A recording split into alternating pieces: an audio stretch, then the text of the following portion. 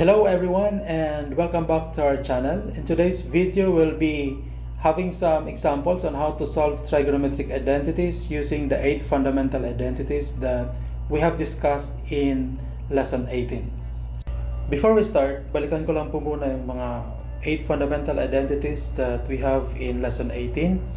And in this slide here, nandito po naka-represent yung tatlong categories ng ating fundamental identities natin gagamitin sa pag-solve ng mga trigonometric identities. We have here in the first column reciprocal identities, which is composed of cosecant theta equals 1 over sin theta until cotangent theta equals 1 over tangent theta. And then the second column, we have here the ratio identity. We have tangent theta equals sin theta over cosine theta, and cotangent theta is equal to cosine over sine. So, tandaan lang po sa tangent, sine over cosine, and sa cotangent po ay cosine over sine. And then we have here in the third column the Pythagorean identities. We have sine squared theta plus cosine squared theta is equal to 1. That's the basic equation. Please remember that. And then we have here the other two Pythagorean identities. 1 plus tangent squared theta equals secant squared theta, and cotangent squared theta plus 1 equals cosecant squared theta. So, I will recommend na kailangan nyo po itong i-memorize because you will be needing these different fundamental identities in proving and in verifying trigonometric identities. Also, in the future, in higher mathematics, you will be needing this in other subjects, in your major subjects. Pero, i-focus ko lang po dito yung reciprocal identities natin because ang given po dito is cosecant theta equals 1 over sine. What if the given function is sine and not cosecant? For example, we have here sine theta. What is the reciprocal identity of sine theta? So we'll just flip this one. If the given is sine theta, then it is the identity is equal to 1 over cosecant theta. Yan, pumalit po yung ating function dito. Same also here with the second one. If the given function is cosine theta, it is equal to 1 over secant theta. And for the last one, if the given function is tangent theta, its reciprocal identity is 1 over cotangent theta. Okay, so please remember that. Kasi nandito lang po ay cosecant, secant at saka cotangent. So pag binaliktad natin yon, pwede rin po natin baliktarin yon. So pag sine naman, 1 over cosecant, pag cosine, 1 over secant, and pag tangent po is 1 over cotangent. So please remember that. Also here in the Pythagorean identities, we have here the other two Pythagorean identities at the second and third row. We have this one. Baka magtatanong kayo kung saan po ito nanggaling. Ang dalawang nasa baba po ito. Ito pinanggaling dito sa ating pinaka main equation, which is sine squared theta. I will write here. Sine squared theta plus cosine squared theta is equivalent to 1. So, bakit pa nandito sa baba ay naging ganito na siya? So, simple lang po yan. Pag i-divide po natin ito lahat, silang tatlong terms na ito, sa sine squared theta, ano kaya mangyayari? Sige, try natin. So, i-divide natin ito lahat sa sine. Because it's an equation, you're allowed to divide as long as pare-pareho po yung ating dinidivide sa denominator. So, ano mangyayari dyan? Ang mangyayari po dito is makakancel po itong dalawang sign. So, eventually, this will become 1. Okay? And then, cosine over sine, that will become, what's that? Cosine over sine. That is cotangent. So, ibig sabihin, ang sagot po dyan is cotangent squared theta is equal to 1 over sine squared. So, 1 over sine. Reciprocal po ito. Ano po yung reciprocal ng 1 over sine? So, that is equivalent to cosecant squared theta. Okay? So, ito po, nakita niyo po ito dito ang unang equation natin. Yan, identity. Similar po yan dito sa pangtatlong row. Okay? Yan po yung pinanggalingan ng ating pangtatlo dito na cotangent squared theta plus 1 is equal to cosecant squared theta. The same principle na pwede po natin gamitin dito sa pangalawa. So, babalikan ko lang po yung ating unang equation dito, this one. Pag-sulat po natin yan ulit, so sine squared theta plus cosine squared theta is equal to 1. This time, what will happen if silang tatlo ay i-divide naman po natin sa cosine? Okay, so divided by cosine squared theta, divided by cosine squared theta, divided by cosine squared theta. So, you'll see here, ang makakancel po dito is yung dalawang cosine. Okay?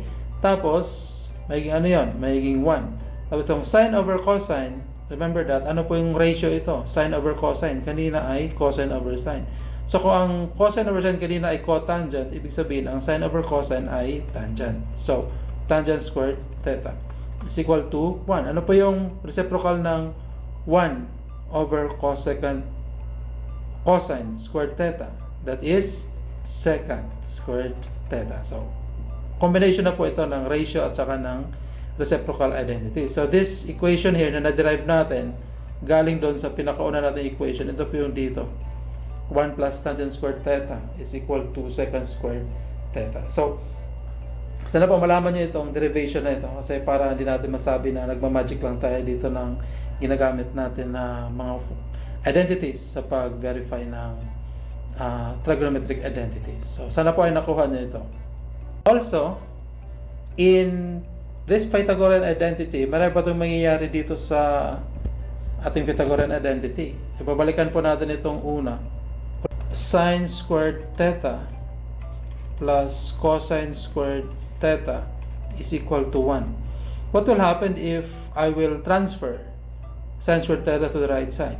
So I will transfer sine squared theta to the right side. This will become what?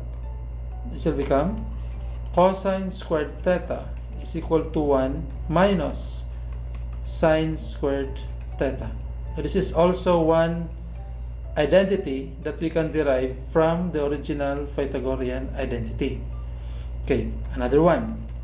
From the original Pythagorean identity,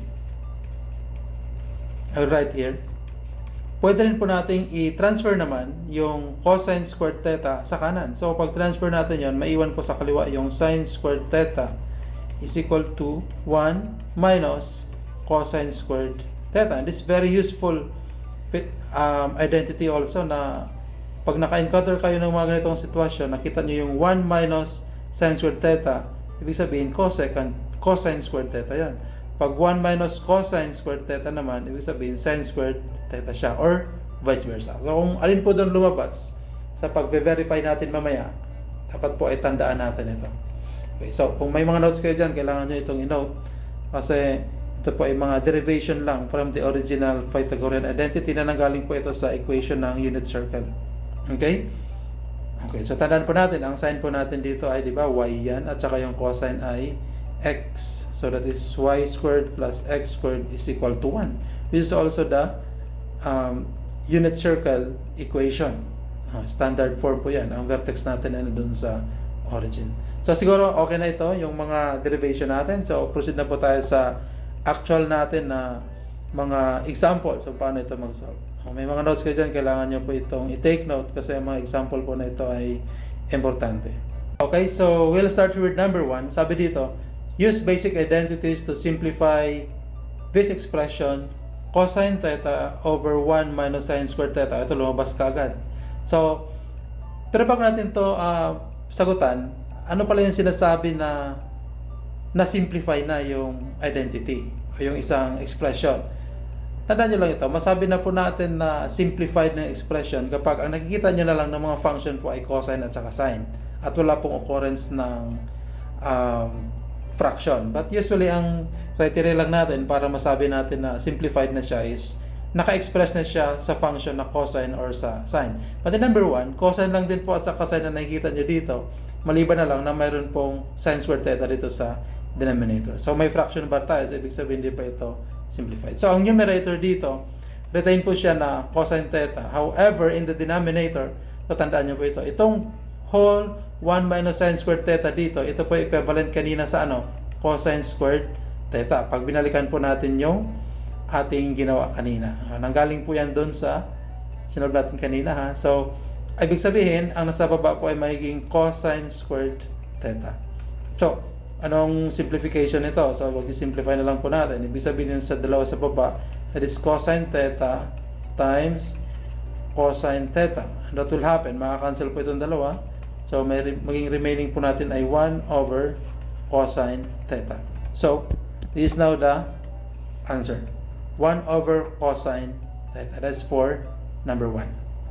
Number 2, the same instruction. Use basic identities to simplify this expression. 1 minus cosine squared theta over 1 minus sine squared theta. So, ito po ay Pythagorean identity na derive natin kanina. Okay, so siguro mas best kung balikan ko muna siya. So, ang atin pong Pythagorean identity na pinaka-main equation natin ay ano yun? That is sine squared theta plus cosine squared theta is equal to 1. Okay? So, ibig sabihin, pag nilipat po natin si cosine sa kanan, ang magiging sagot po ay 1 minus cosine squared theta. Okay. Pag nilipat naman natin ang sine sa kanan, ang maiiwan po sa kaliwa ay cosine squared theta, then minus 1 minus sine squared theta. So, dito po sa ating given, sa numerator, 1 minus cosine squared theta. Saan po yun? Ito, 1 minus cosine squared theta. So, ano siya? That is equivalent to, okay, sine squared theta. And then, sa ilalim naman po, itong 1 minus sine squared theta, 1 minus sine squared theta. That is cosine squared theta. So, sagot po dito is cosine squared theta. So, simplified na po ba ito? Kasi nakita natin dito ay sine at saka cosine. Yes, malapit na siyang mag-simplify. Pero alam natin sa ratio, tandaan nyo ha, ratio identity natin, ano yung sine over cosine? That is tangent. So, we have here tangent squared theta. That is the final answer. The final answer is tangent squared theta. Okay, so that is for number 2.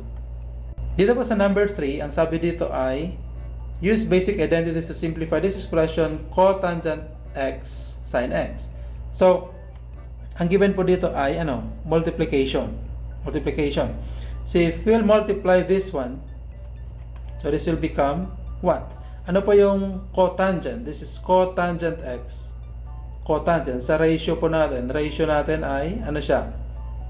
Cotangent. So ibig sabihin that is cosine x over sin x. Diba? Yan po yung ating ratio identity dun sa 8 fundamental identities natin. So, ibig sabihin, ang unang expression dito, ang cotangent po ay equal sa cosine x over sin x multiplied by sin x.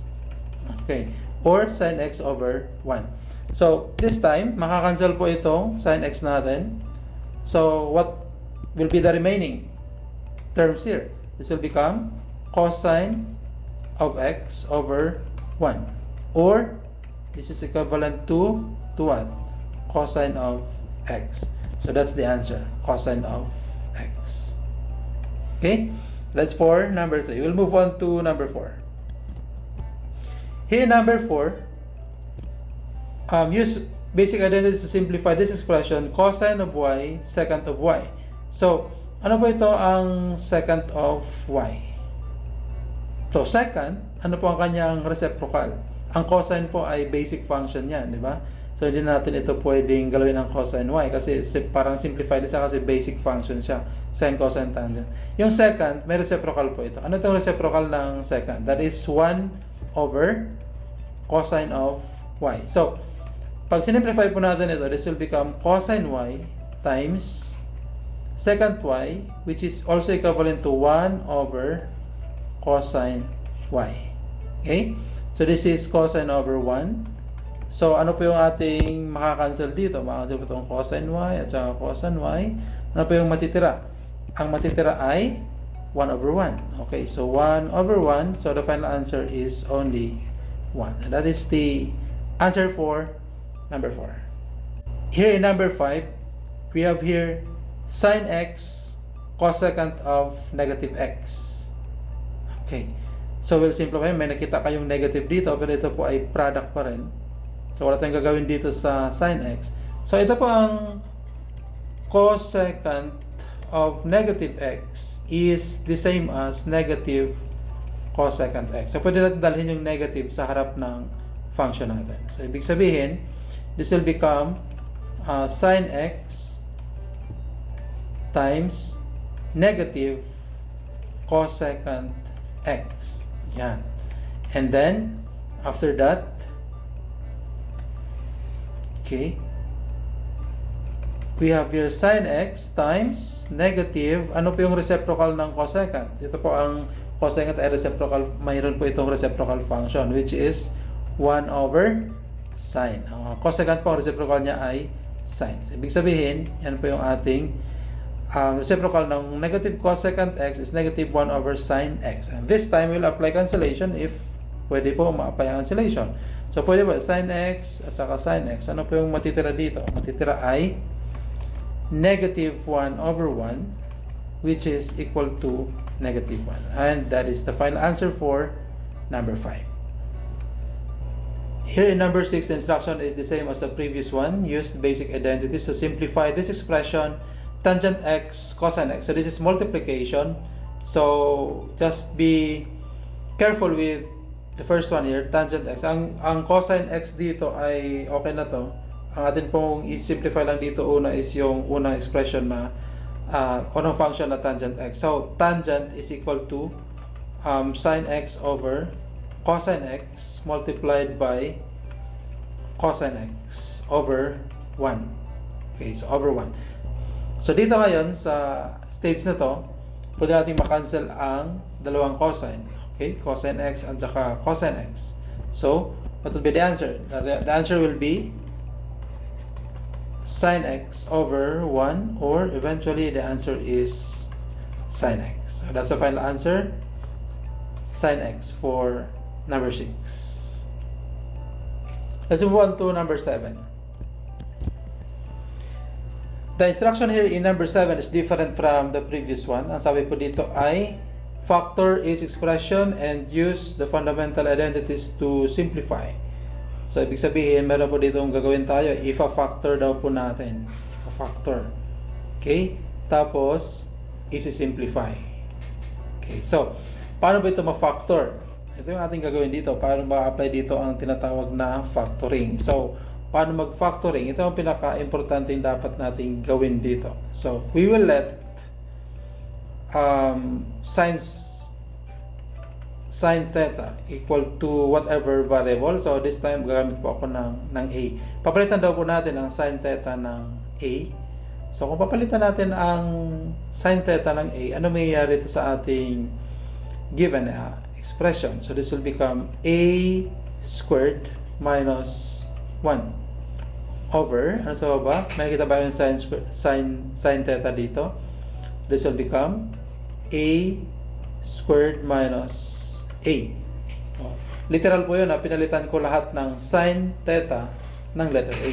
So ang dating sin squared theta naging a squared na siya. Tapos yung sin theta dito ay naging a lang siya. So applicable ba ang factoring dito? Pwede bang mag-factor dito ng a squared minus 1? So this is a difference of a binomial. Yes, pwede po ito maging pwede po itong ma-factor ng dalawang binomial na opposite po yung symbol. So, a plus 1, sabi sa algebra natin, a minus 1. Okay? Over, common factor po dito ang a. Ibig sabihin ng a nakikita sa a squared at meron din sa a. So, pwede natin ilabas ang a. Ang maiwan po sa loob ay a minus 1. Okay? So, yan po yung ating factoring. So, meron ba tayong makakancel? Meron po. Ito. A minus 1, a minus 1. Makakancel po yan. So, pag minus po natin yan, ang maiiwan dito? Ang maiiwan po dito ay a plus 1 over a. Okay, so hindi pa tayo tapos kasi ang atin pong ginagawa dito number 7 ay trigonometric function, hindi naman po tayo algebra. So, ibig sabihin, iso-substitute back natin. Substitute natin ulit yung value ng a, which is sin theta.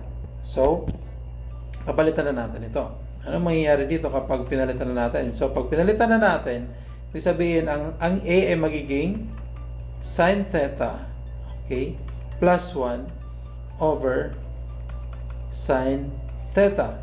Ayan na po ating labas dito. So, pag atin po itong i-breakdown, this is sin theta over sin theta plus 1. Common denominator po ito yung sin theta. So, ibig sabihin, pwede natin yung hiwalayin. Okay? So, sin over sin, this will become, makakancel po yan, this will become 1, okay, plus 1 over sin theta, what's that? 1 over sine theta. This is reciprocal. So, may reciprocal po ba yan? Yes, meron po yung reciprocal. Ano po ang kanyang reciprocal? Ang reciprocal function po yan ng ating 1 over sine theta is cosecant theta. Okay.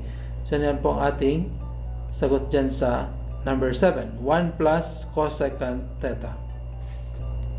Number 8. Dito po sa number 8, the same instruction, we have here factor this expression and use the fundamental identities to simplify.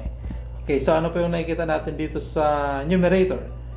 Okay, dito po sa numerator, may nakikita po kayong 2 cosine squared theta minus 2. So, common po dito ang 2. Pwede natin ilabas ang 2. However, common din po ito ang cosine squared theta. Cosine squared theta dito. Meron din pong cosine squared theta dito.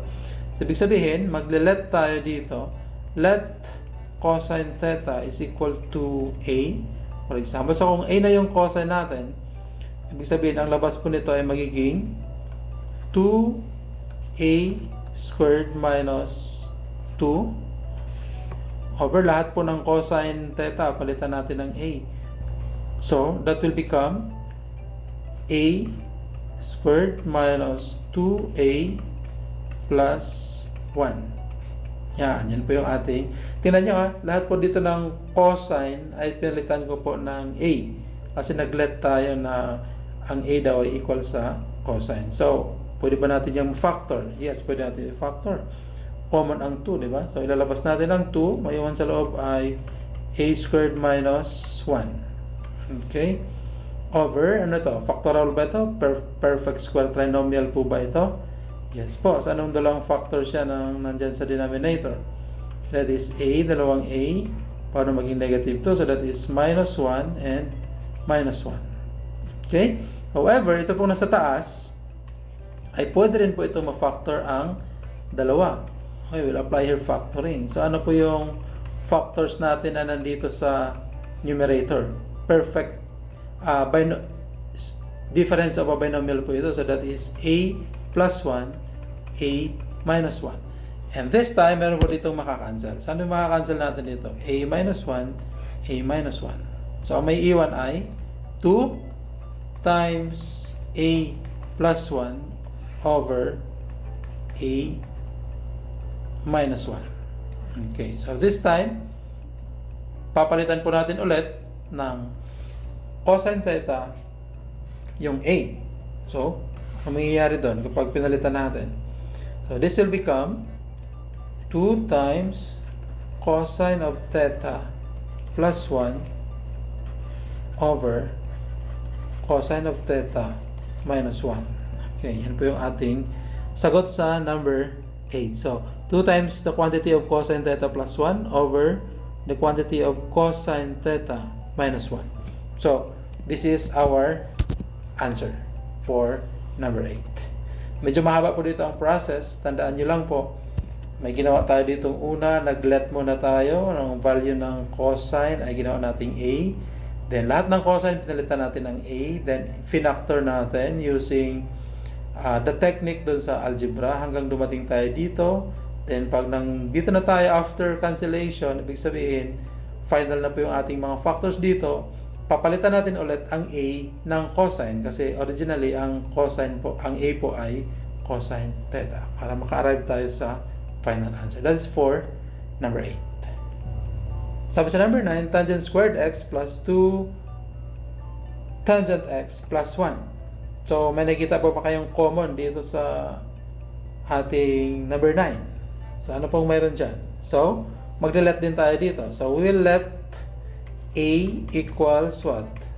Tangent x. So, A naman po ang tangent x. So, kung ile-let natin ang A na tangent x, lahat ng tangent ay palitan natin ng A. So, what will happen? This will become A squared, okay, plus 2A plus 1. Okay. So, ano po ang factors nito? May factors po ba yan? Meron. Ano po yon? Dalawang A plus 1 at saka plus 1. Okay? Yan po yung ating sagot. So, or, pwede po natin itong isulat na a plus 1 squared. Okay na? Kuha nyo na? Yes, a plus 1 squared. So, hindi po yung final answer. Ibig sabihin, ibabalik po natin ulit doon sa ating original na nilet. So, ano po ang ating nilet? Ang a daw ay tangent x. So, ibig sabihin, ang final answer ay magiging tangent x plus 1 squared. So, yan po yung ating final answer. So, tangent, the quantity of tangent x plus 1 squared. Inonote ko lang po dito, baka kayo malito at baka ma-confuse kayo. Inonote lang po natin dito. Note that ang tangent x plus 1 squared is not equal, hindi po yan equal sa tangent squared x. Tandaan nyo ito ha. So kaya nga po, highlight ko po ito na naka-quantity po yan at may exponent na to sa labas. Tamantalang dito po ang tangent squared x ay nandito lang po ang squared sa tangent. So ibig sabihin yan, kapag ang squared natin ay nasa labas ng parenthesis, itong dalawang terms dito i-raise sa 2. Kung wala pong parenthesis yan, ibig sabihin ang e squared lang po ay ang tangent. So hindi po yun equal. Kaya ang correct answer po dito ay yan. Okay, so that's for number 9. Number 10. Here, number 10, sabi din sa number 10, factor this expression cotangent squared x minus cotangent squared x times cosine squared x. Napakahaba po dito ng number 10. So, siguro mahaba din po yung ating sagot dito. Okay, so try natin ito. So, anong gagawin natin dito? Sa number 10, kailangan po nating magkaroon dito ng factoring. Ano po nakikita nyo dito? Common sa dalawa. Di ba? Ang cotangent squared x ay common. May cotangent squared x dito. May cotangent squared x din dito. Tapos may kasama siyang cosine squared x. So, ibig sabihin, ilalabas po natin ang cotangent squared x. So, ilalabas po natin cotangent squared x times, may iwan po sa loob ay 1. Ito. Minus, ilabas na po natin yung cotangent squared x. So, may iwan ay cosine squared x. Okay? After that, ilabas na po natin yon. Ano po yung susunod? Ang susunod ay i-simplify natin. Siguro po ang nandito ay cotangent yan. So, ibig sabihin hindi pa siya in terms of cosine or sine. So, ano yung cotangent? Ratio po ito. That is what? Cosine x. Okay. So, that will become cosine squared x over sine squared. Remember, ang cotangent po ay cosine over sine. Ang tangent naman ay sine over cosine. Okay. Times, sige, multiply daw po natin dito. Ano po ito? Ang 1 minus cosine squared x is Pythagorean identity. So, ang 1 minus cosine squared x, that is equivalent to sine squared x. Okay? That is sine squared x. Baka nakalimutan nyo na, babalikan ko lang sa kanila. Ipapakita muna natin yon. Baka nakalimutan natin. So, ang original po na equation natin sa Pythagorean identity ay sine squared x plus cosine squared x is equal to 1. So, ano daw mayayari kapag nilipat natin yung cosine? So, mayayari ay, ito, lipat natin ang cosine. 1 minus cosine squared x. Tingnan nyo po. Ano daw po ang equivalent nitong 1 minus cosine squared x na nanggaling dito? Equal po siya sa sine squared. Yan po yung reason kung bakit naging sine squared x po dito ang nasa parenthesis na ito. Galing po yan sa Pythagorean identity. Ibig sabihin, this is over 1 at mag-a-apply po tayo ng tinatawag na cancellation. So, ano nagka-cancel dito? Sine squared x, sine squared x. So, ano pong remaining? The remaining will be cosine squared x over 1, or eventually this will become cosine squared x. That's the answer for number 10. Mag-ingat kayo ha. May mga nakakalito yung 8 fundamental identities. So, kailangan memorize natin yon para ma-apply natin dito sa pag-simplify ng mga problems na nandito. That's for number 10. 11. Factor this expression again and simplify. Yan po yung instruction natin. Pare-pareho po yung mga instruction dito. So, ang nandito po ay dalawa. Tignan nyo po yung nandito. Cosine squared x plus tangent squared x cosine x squared. Ano po yung common dito? Ang common ay mayroon tayong cosine squared x at saka cosine squared x. So, pwede natin po yung ilalabas yun. So, applying factoring, so cosine squared x times the quantity of 1 plus tangent squared x. Okay? So, ang cosine po natin dito, cosine squared x, that is equivalent to what?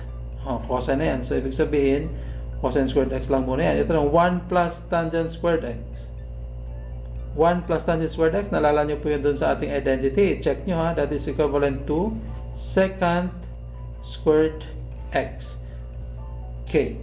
And then, what will happen? What will happen? So, this will become cosine squared x times, ano po yung reciprocal ng secant? That is 1 over cosine squared x. Reciprocal, anong reciprocal ng secant? Cosine. Okay. So, this is cosine over 1. Ano po yung makakancel dito? May makakancel po dito. Cosine squared x and cosine squared x. And the answer will become 1 over 1. Or the final answer is 1. Okay? Ayan. Babalikan ko lang po ito ng konti. Bakit po naging secant squared x yan? Galing dito. Ito yung nangyari dito. Balik tayo ulit doon sa ating Pythagorean identity. So, sin squared x. X ang gagamitin ko. Hindi po theta kasi sa given dito ay x. Then, cosine squared x equal to 1. Ano mayayari kapag dinivide natin silang lahat sa sine or sa cosine? So, kailangan po natin i-divide dito sa cosine. So, divide natin ito lahat sa cosine. Cosine squared x, cosine squared x, cosine squared x. Ito makakancel. Okay? So, ang mangyayari po dyan ay magiging 1. Ang sine over cosine, that is tangent. Ano naman po ang reciprocal ng 1 over cosine? Ang reciprocal po ng cosine ay secant. So, this will become what? Secant squared x. Yun po yung reason kung bakit itong buo dito na 1 plus tangent x, nakikita nyo ito, 1 plus tangent x, identical po yan dyan, ay equal daw po dito sa secant squared x na nandito po nilagay natin. So, I hope you understand that. Yan po yung nangyari kung bakit nagkaroon tayo dito ng secant squared x. At eventually, ang final answer po natin ay only 1 over 1 or 1. As for number 11, let's move on to number 12, the last number. Here, number 12, the same instruction, and the given function here is a difference. Okay? Difference po nandito. A difference. Tangent x, cotangent x minus cosine squared x. So, may nakita po ba kayong pwedeng i-factor dyan? Meron ba? Anong meron dyan? Magkasunod po ito. Tingnan nyo ha. Tangent x, cotangent x. Sige. So, either way, mag-work out po yan. So, tangent po ang aking i-retain. So, tangent x times, ano po yung reciprocal ng cotangent? 1 over tangent. Yan po ang kanyang reciprocal. Tangent x. So, this is tangent x over 1 and 1 over tangent x minus cosine squared x. Cosine na po yan. So, walang problema dyan. And this time, magkakaroon po dito ng cancellation. Ano mga cancel dito? Tangent x, tangent x. Okay, so ano po yung matitira? Ang matitira ay, ano po matitira? Matitira lang po ay 1 minus cosine squared x. Yan na po ang ating natira. At itong 1 minus cosine squared x ay equal sa ano? Hulaan niyo kung anong equal yan. Equivalent po ito sa sine squared x. Tatanong naman kayo, saan ang galing yun? Ang sine squared x na yan. Ay nandito naman ay 1 minus cosine squared x. Again, babalikan ko lang po yung ating Pythagorean identity ulit na nagsasabing sine squared x plus cosine squared x is equal to 1. Okay? So, ililipat po natin yun, di ba? Ilipat natin ang cosine. So, sine squared x is equal to 1 minus cosine squared x. Ito. Ang 1 minus cosine squared x, ito na siya. Equal daw po siya sa sine squared x. So, that's why our final answer is sine squared x. That is for number 12. The last number. I hope you learned something today out of these 12 solved items for trigonometric identities, at sana po ay matandaan nyo po at memorize nyo po yung ating 8 fundamental identities para po sa mga future po na mga problems natin, especially sa incoming nyo po na midterm, ay masagutan nyo po ito ng tama. Thank you very much. May second part pa po ito ang ating video explainer na ito, at dun po sa second part ay magsusolve pa po tayo ng iba pang mga items para sa trigonometric identities. So, thank you very much and see you soon on the next one.